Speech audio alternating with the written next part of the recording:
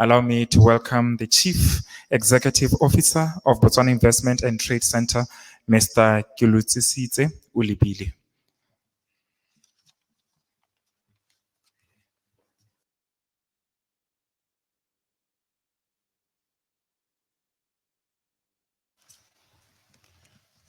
Thank you very much, Director of Ceremony. It is indeed an exciting moment for us to be a part of this key conference, Africa Accelerating 2020. We appreciate the organizers and particularly our partners in Botswana, Lukara, Botswana, for the invitation and your continued community partnership in delivering some of those strategic investments within the country. I've been asked to deliver a closing note for this session, particularly focusing on Botswana as a gateway to investment in the rest of Africa, zeroing into how you go about investing in this top performing economy. I will start by introducing the institution that I represent, the Botswana Investment and Trade Center. We are a national agency of the government of Botswana, operating under the Ministry of Investment, Trade and Industry. And we are the ones basically tasked with attracting FDI into Botswana, also looking after domestic investment that is generating a lot of investment from domestic sources, as well as conducting investor aftercare, which is visiting the investors that have deployed on the ground to understand their issues and get government and all other stakeholders to intervene on a timely manner to issues that may arise hindering their investment. We are also tasked with facilitating trade. And when it comes to trade, we have taken an obvious bias to exports. Exports because it is in our interest as a country to push as many goods and services as we can into the rest of Africa. So once your company is located on the ground in Botswana, we are the ones that will also take you by hand and introduce you to the regional markets and make sure that you have a seamless access. And then lastly, we have a mandate of what you call a brand Botswana or nation branding. We know that as we speak here, we are addressing large audiences around the world. Botswana has this unique position that while we have all the desirable attributes as a country that one can aspire to, we are not too well known around the world. So that is why government took a deliberate decision to locate a specific mandate within our institution called nation branding, where we rally locals on national image building and then creating a global awareness. Now, as part of this mandate, we also run the national one-stop shop. That is for all the investors that will be interested out of this conference to invest in Botswana. We are the first people to go to if you want a seamless deployment. But let me get to the topic and address why Botswana as an investment destination, why we are a gateway into Africa, and now that you know who you go to if you are coming in. I may be boring you with some of the macroeconomic attributes or fundamentals that you already know, that Botswana's GDP per capita at $7,961 US places the country at upper middle income status. But you will know that on the population side, we are only having around 2.3 million people, and that is not that appetizing as a market for people that are looking at investing. So that is why all the policies that our government would have put in place are aimed at not only focusing you on the small population in Botswana, but are aimed at making sure that the country is regionally linked and open to enable you to seamlessly target the regional populations of SADC and the rest of sub-Saharan Africa. Our inflation is currently well managed as a country. Our objective range by the central bank is usually between 3 to 6%, but you will find that current inflation is at 1.8% as at the month of September 2020. Yes, we could say it's well managed, but here the 1.8 could also be a factor of the low economic activity or subdued economic activity as a result of the COVID pandemic. But we do believe that even if there is a slight spike, it will land between the objective range of 3 to 6%. As you know, our key exports are mainly minerals, particularly diamonds. And as an economy, we are working around the clock to make sure that we can diversify, either within mining, by doing downstream processing of these minerals here at home, as well as making sure that we attract investors into all the other identified strategic sectors that can now pair up with mining to ensure a balance when mining goes through its fluctuations. You know that if you want to locate us, we border countries like South Africa, Namibia, Zambia, and Zimbabwe, which really places us right at the center of SADC. And that is the key positioning or attribute that really makes us, first and foremost, the gateway. Before I talk about some of the policies that government would have put in place. If you want to evaluate what Botswana stands for, we have a lot of global indices and research groups that will publish on how they see Botswana in the global scheme of things. You will know that we have been rated the best investment attractiveness destination in mining by the Fraser Institute in their results for 2018. The third freest economy in sub-Saharan Africa by the Heritage Foundation in 2020. We do offer robust investment incentives that I'll cover shortly. And we have also been able to avoid the so-called resource curse, which could have been suffered by many other mineral-rich economies. I think one of the things that really places us as an ideal gateway into Africa is that we don't have exchange controls as a country. So when you are an investor in another continent, across the oceans, looking at investing in Africa, you want to locate your nerve center in a very stable jurisdiction where it becomes easy to deploy your capital and externalize as you please. So in Botswana, we don't have exchange controls.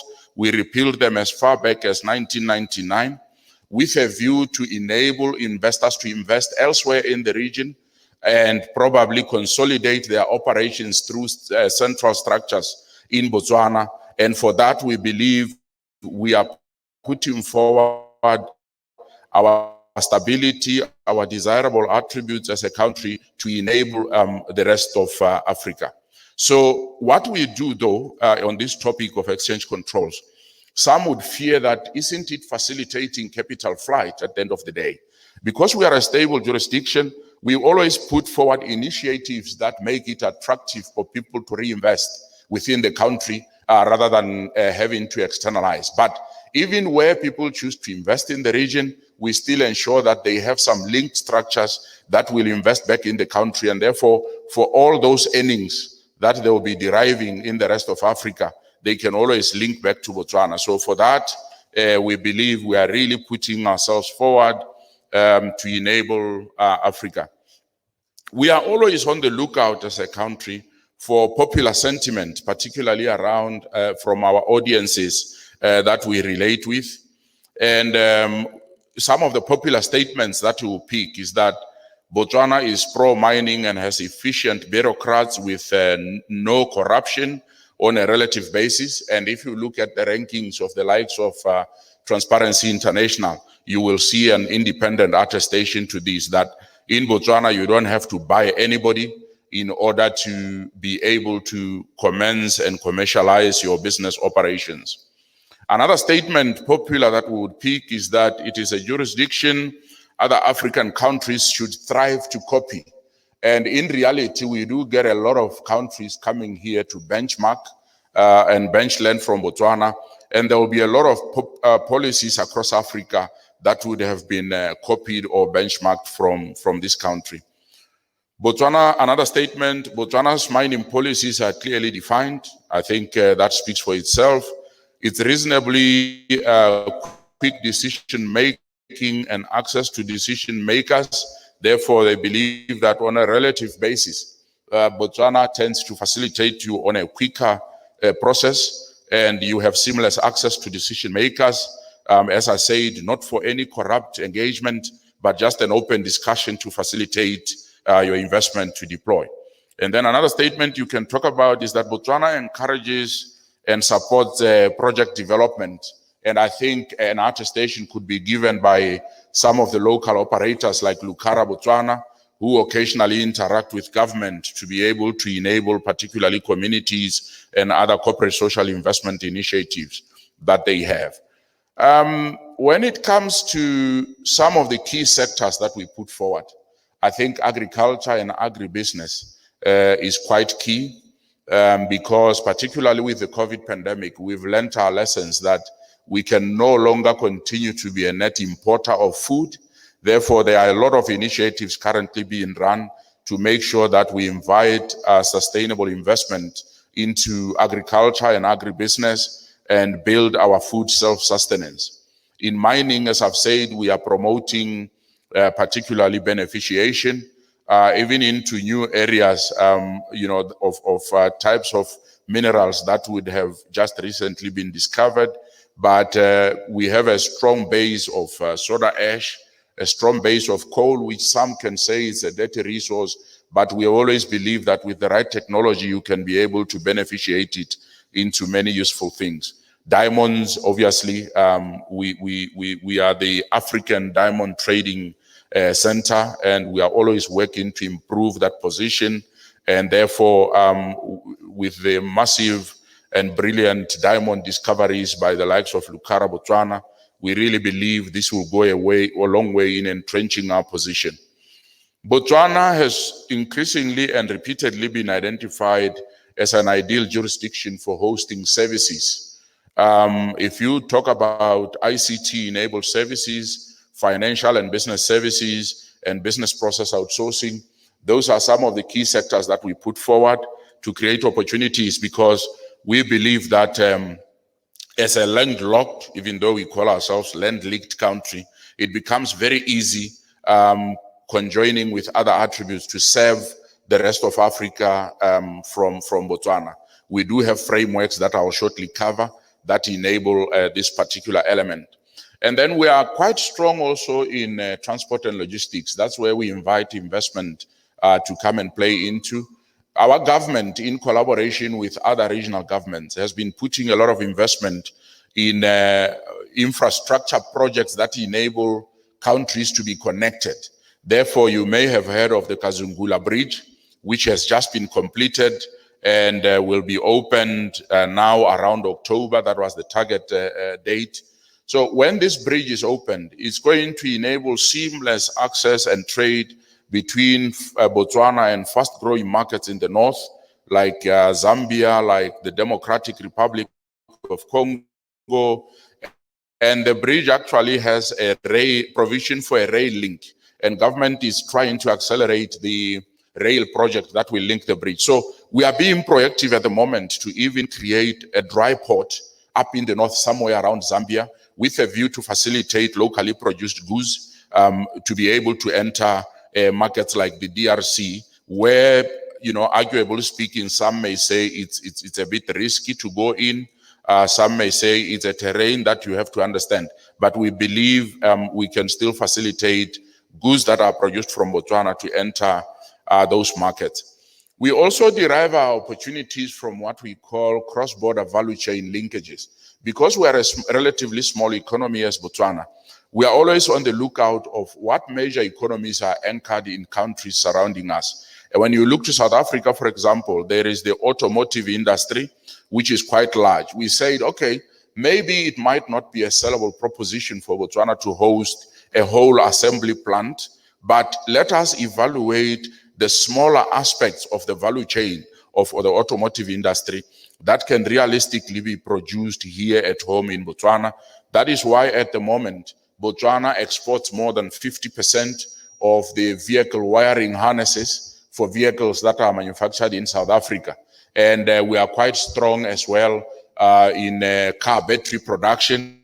and we are continuing to attract more players to come into that space. But when you move away from South Africa, there are predominantly farming economies like Zambia, like Zimbabwe. We have a very good presence of, for example, fertilizer manufacturing companies, predominantly organic fertilizer production, with a view to be able to supply the agriculture value chains in those countries. So it's one of the key strategies that we follow to be able to enable the value chains in the other markets. Now, some of the incentives that we put forward for facilitating investors in Botswana are predominantly from a tax point of view. Corporate tax in Botswana currently sits at 22% across the board, but there are those strategic sectors that we found it fitting to incentivize. For number one, when you are in manufacturing and you fit the definition of manufacturing, you pay corporate tax at 15% as opposed to 22%. There is also a science and technology park called the Botswana Innovation Hub, where companies like the Microsoft Business Center and other innovation and science and tech charged operators are currently residing. There again, you will be paying corporate tax at 15%. And then we have another initiative called the International Financial Services Center, which some of you may be aware of in jurisdictions like Mauritius, jurisdictions like Ireland, in Dublin. We are an international financial services center as Botswana. And when you operate under that framework, again, you pay tax at 15%. And then there are other additional tax incentives that you will enjoy. For example, there will be no foreign exchange controls, as I said. You are allowed full repatriation of profits. Number two, there is full exemption from what we call withholding tax when you are externalizing to some of your investors, particularly those that will be non-residents of Botswana. And then there will also be full exemption from what we call capital gains tax when you are divesting from an asset that is owned by a company where you own more than 25%. So what we are saying here is that there are lots of comparative tax incentives that the country has put forward, coupled with other incentives for broadband connectivity and others to make sure that you can seamlessly operate on the ground. I think we have put forward the Botswana Investment and Trade Center as the go-to place if you want to invest in Botswana. But some of the services that we offer, for example, if you are coming into our one-stop shop and you want to register a business, we will be able to do that for you under one roof. No need to go to many places across town. If you are opening bank accounts, we have seamless arrangements with all the commercial banks that exist in Botswana. Therefore, we open your account while you sit there. You don't need to be running around between banks and other places. We do facilitate entry visas, work and residence permits, including exemptions. If you come to us, you will get to experience the service standard. And then we facilitate all trade and business license applications. That is any approval you will need as a business, either to set up or to run day to day. We are the ones who will run behind the scenes to make sure that all the service providers will provide for you. Utility connections like water, electricity, we do facilitate. We do administer the incentives that I've spoken about. We do facilitate environmental impact assessment, particularly on the aspect of sustainability that the previous speaker spoke about. When we assess our investor applications, sustainability is the key thing that we put forward. And we measure sustainability in the manner that you don't have a negative impact on the environment, you have a positive social impact, and you have a positive economic impact. And as I said, as BITC, we will be the ones that will be visiting you when you are on the ground in Botswana to make sure that everything is going well. And when there are issues, we will intervene and assist. With those few remarks, I look forward to receiving those that would have an interest in Botswana at our offices. As I thank you, Director of Ceremonies, I think we can share some of the details that they can get us in. For example, our Twitter dial is at @go_Botswana. That's our Twitter dial. We are also on Facebook and LinkedIn as Botswana Investment and Trade Center. And then our website is www.gobotswana.com. So with those few remarks, I thank you as I look forward to meeting all the prospective investors as they enter Botswana. Thank you.